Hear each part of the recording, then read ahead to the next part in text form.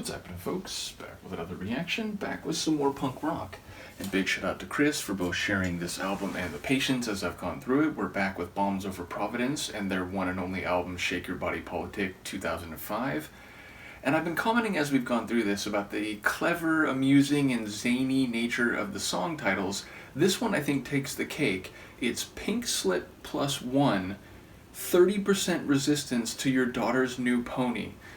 Both parts of it are hilarious. Pink Slip+1, like you normally refer to someone as a +1. Hello, Luca. When they're on a guest list and so they're allowed to come in with another person. A pink slip is what you're given when you lose your job, or at least historically that's what a pink slip has been.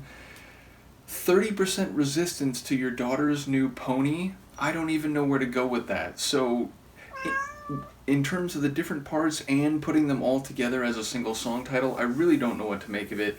Once again, Chris has provided the lyrics, so after we listen, I'll speak on what I could catch and then we'll actually go through them. So here we go. This is Bombs Over Providence from the 2005 album Shake Your Body Politic, and the song is Pink Slip+1, 30% Resistance to Your Daughter's New Pony.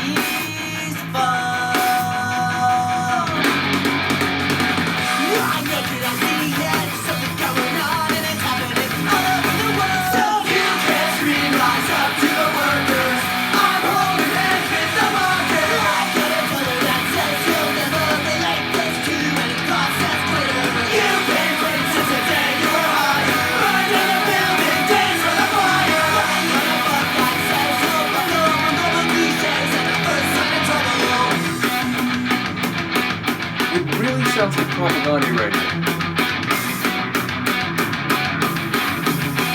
Older Propagandhi.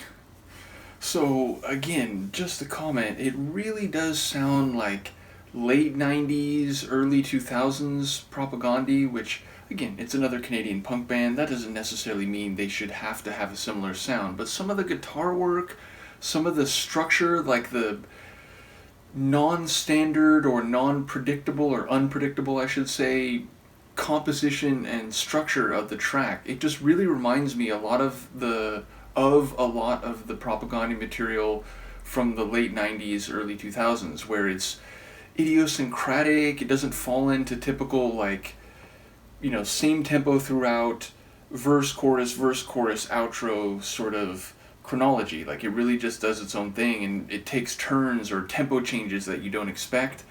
Lyrically, I don't really know what's going on. It does sound like we're talking about working issues and working class people relative to the people who provide jobs and to steer the markets and so on. The idea of, like, you can't say rise up to the workers because the I guess the owners, the masters are holding hands with the market, something like that. And there was something about like it's happening all over the world, so making a case that this isn't so much an isolated incident. This isn't something that just happens in one country. This is something that the haves and the have-nots fight over the world over. So again, it feels like it's about economic issues. It's about working class difficulties, and there's something about like being hired and fired. So again, I do think it has to do with having a job, getting an income, and how that looks different depending on what level of the economic ladder you're on. So again, I do have access to the lyrics. Thank you again to Chris. I shall check them now, as Luca is very interested. Okay, so let me scroll down here. Okay, Pink Slip. Oh, Pink Slip +1, 30% resistance to your daughter's new pony. And I think Chris has a note here. Presented as but one part of a brief dialogue between Mr. Ratchenslat and Clerk Jones regarding the latter's dismissal and termination of employment. Lyrics will be highlighted. Okay, so yeah, I guess it's a conversation again between an employer and an employee, or a former employee. So the employer, Ratchenslat, never mind what I say goes. This could be your last chance to go clean out of your office. Hey Jones, or to go clean out your office. Sorry. Hey Jones, I hate to be a dick. This is a natural end of a race you'd never win. And what's funny is you've always cheered it, even doing quite well yourself. Till this little bump, of course, but nothing work. To this little bump, of course, but nothing worth being ever drove a minivan. Wow. Hey, and so Jones, so I guess Jones is mostly silent here. It's like Jones is reacting with punctuation as Ratchenslat continues to talk. Hey, this ain't no prelude to comfort, and you're not the sitcom star. The Further Adventures of John Q. Forgettable? Well, I'll be closing shop and moving operations down south, and so then, the idea of outsourcing to places where they don't have labor laws, or, the wages are lower so that the companies can make these products for cheaper, even if they then have to import them. Well, the closing shop, moving operations down south. No, it's over, roll over. Yeah, where workplace grievances are matters of hand and mouth. Well, walk like a loser, boy, sing like a quitter, and watch the pennies fall. I know, kid, I see it. There's something going on, and it's happening all over the world. So you can't scream rise up to the workers.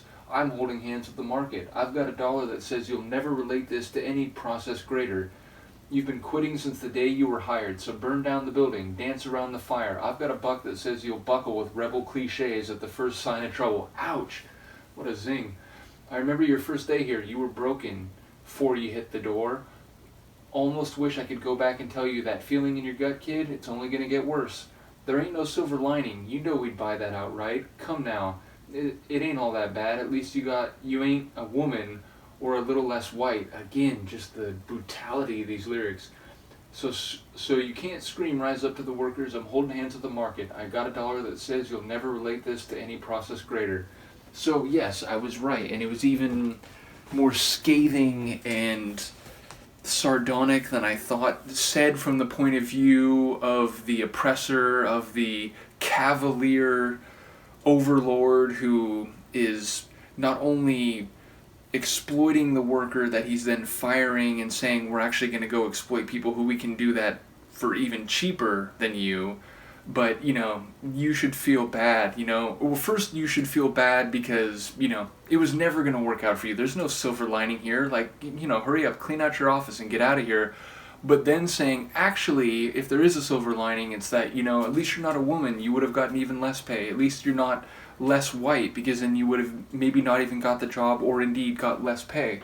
So it's really a scathing take on socio-cultural and chauvinistic / bigoted attitudes in the working world the world over. So yeah, it fits very much within not only a sort of punk ethos in general, but the clever and scathing lyrics that we've heard on the album so far.